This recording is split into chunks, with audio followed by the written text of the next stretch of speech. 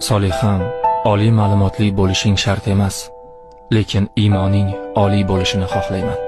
Balki bunga loyiq emasdirman, lekin munosib bo'lishga harakat qilyapman. Soliham, senga dunyo matohlari qiziq bo'lmasin. Odamlar fikri seni qiziqtirmasin. Sening darding to'y-hasham, orzu-havas bo'lmasin. Aksincha, hayoling oilamizdagi islomiy muhit haqida ko'proq o'ylasin.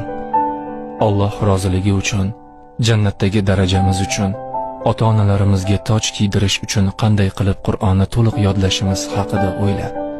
Farzandlarimizga qanday o'rnak bo'la olishimiz haqida qayg'ur. Ilmga rag'bating bo'lsin. Sen kitob o'qishni sevginki, men senga kutubxona qurib beray.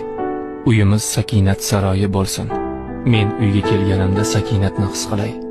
Bir-birimizni Alloh uchun sevaylik.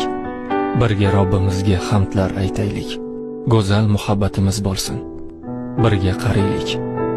Soliham, bir kun bu dunyoni tark etamiz. Maqsadimiz jannat bo'lsin. Dunyo matohlari emas.